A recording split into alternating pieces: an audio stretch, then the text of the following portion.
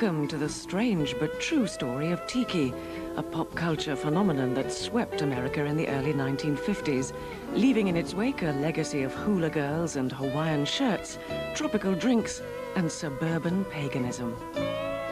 For some, Tiki represents one of the great lapses of common sense and good taste in recent history. For others, it stands as a noble attempt by modern man to recreate paradise in his own backyard. Either way, the story of Tiki is the story of how post-war America went totally coconuts.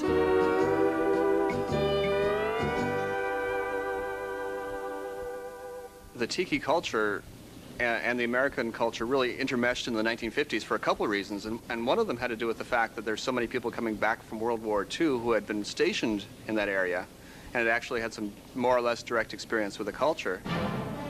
Some of the fiercest fighting of World War II was centered in the South Pacific, but for many of the young Americans stationed on such exotic islands as Bora Bora and Oahu, the Polynesian lifestyle, and especially the Polynesian women, helped make the bloodshed bearable.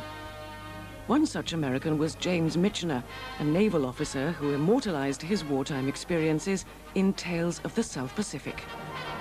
I wrote it with one clear object in mind. I don't give a damn what the guys say now about bitching and complaining. When they look back upon these years, a decade or two down the line, they're going to realize that this was the great adventure of their lives.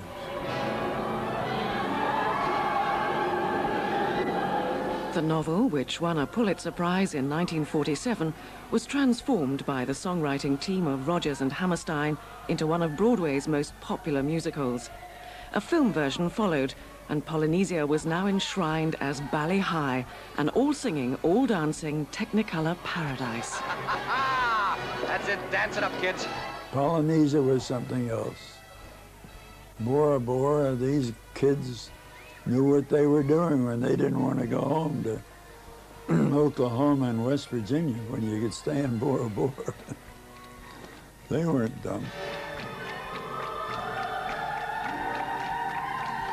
When it became a musical and later on a movie, the sort of hardship of the war sort of fell behind and the romance was embellished.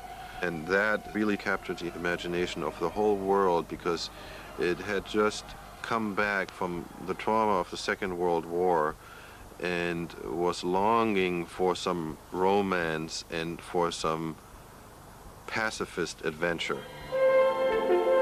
This call to adventure was answered in 1947 by a Norwegian anthropologist named Thor Heyerdahl.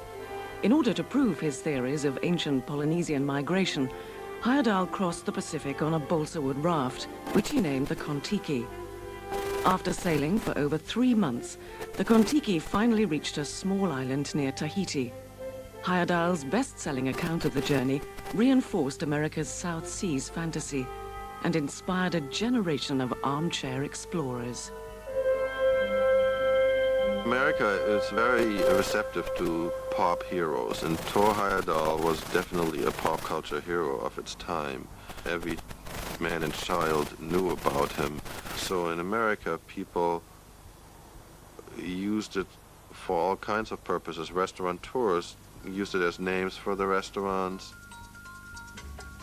It was, in fact, through Polynesian-themed restaurants that Tiki style first infiltrated the American psyche and stomach. It was probably the precursor to what we think of as dining as entertainment. You walked off the street and it looked like a gigantic hut. It was basically a restaurant, but the thing that it had that other places didn't have is the fantasy that you were sitting with your family in some hut in the middle of the Pacific.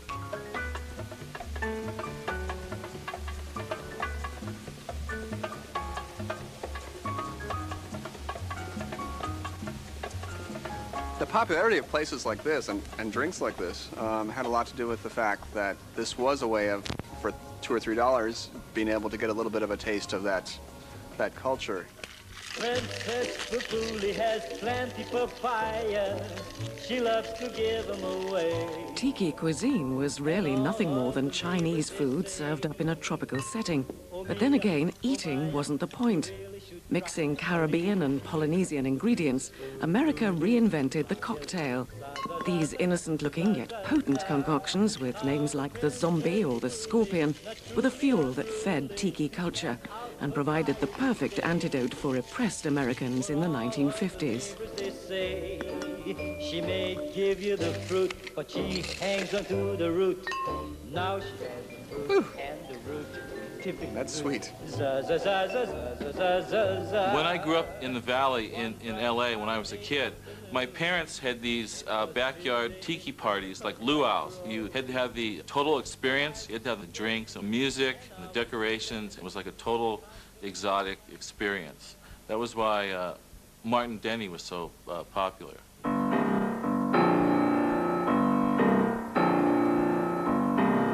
This is Martin Denny, the undisputed king or big kahuna of the Tiki sound. Well, anyway, so on and so forth. And that was the beginning of the sounds, the exotic sounds of Martin Denny.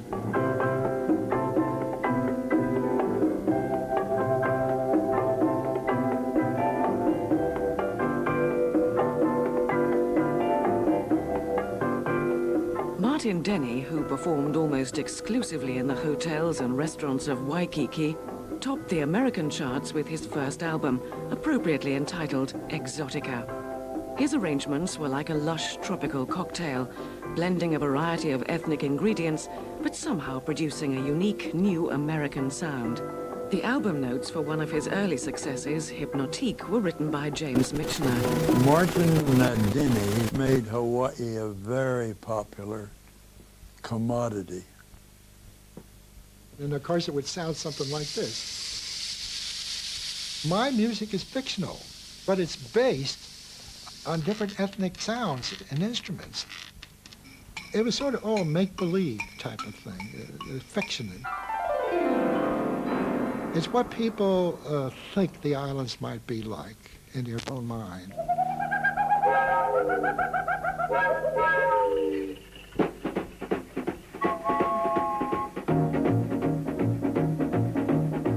The exotic sounds of Martin Denny provided the glue for this artificial environment. These bird sounds and monkey chattering, the sound of rumbling volcanoes and surf crashing really put everything together into a almost psychedelic experience.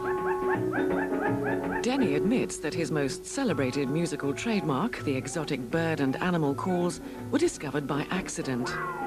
There was a pond right outside, right near our stage, and there were some of these bufos, large frogs. And one night I was playing there, and I noticed that they were croaking all through the performance. Some of the boys in the band got carried away and started doing bird calls. The following day, somebody walked up to me and said, "Mr. Denny, would you do that arrangement with the birds and the frogs?" I thought, well, what is he talking about? But I suddenly realized he had a point.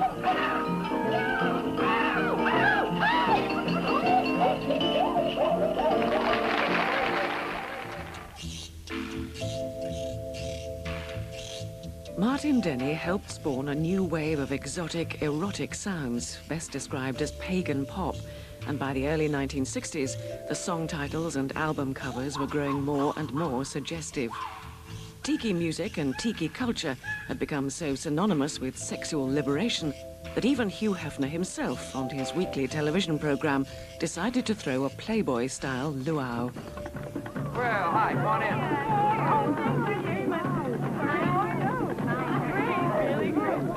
Well, hello and welcome to the Playboy Luau, a kind of a special evening. I'm Hugh Hefner, your host.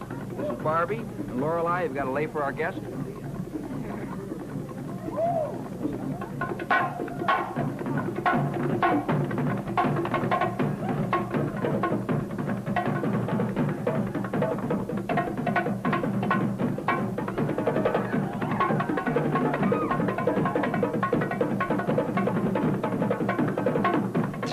half-naked Samoan male fire dancer in there covered with sweat and grease and thrill those white women from the Midwest who are terrified. Well, all of that has, of course, to do with sexual repression. The Samoan fire dancer is for the women, the repressed women, and these beautiful hula girls who become ever more skimpily attired in Waikiki are for these repressed men. Whenever you're watching a hula girl dance, you better be careful, she's tempting romance. Don't keep your eyes on her hips, her Nazi hula hips. Keep your eyes on her hands. Remember, all of that goes into this repulsion and attraction that the West has for dark-skinned, beautiful Native people. The Native has always been this romanticized opposite, this alluring Native female out there, sort of like a siren, bringing in all of these men that are so repressed and are running away from their wives. And what better way to get away from your own complicity, your own agreement, than to say, the Native made me do it. She was so beautiful and so enticing, I lost my mind. I didn't know what I was doing.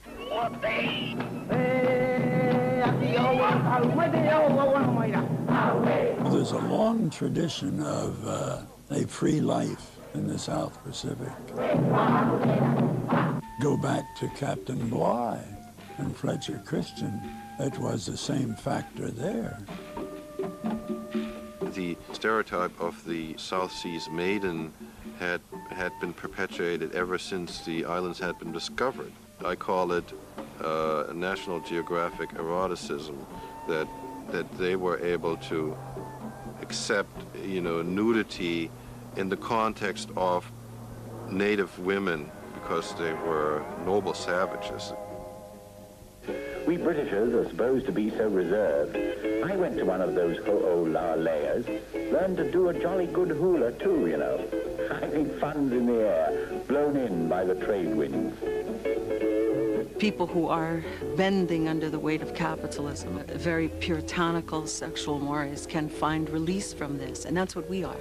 We're the release for the Western world. Here you can, quote-unquote, go native, which means go crazy with your sexuality.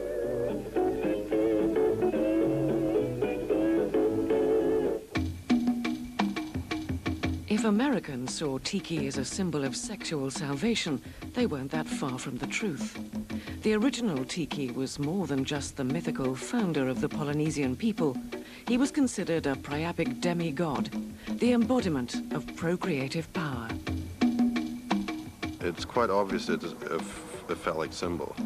And although we all know that the size of your Tiki is not the most important factor, again, it does impress to have a sizable idol in your front or backyard.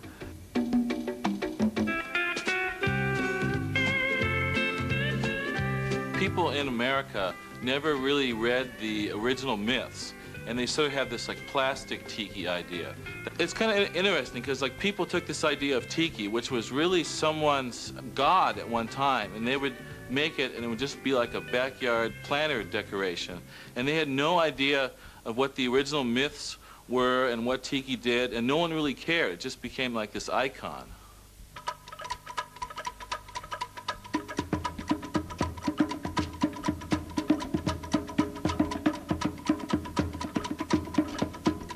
I went to Tonga and I was trying to find a Tongan Tiki image.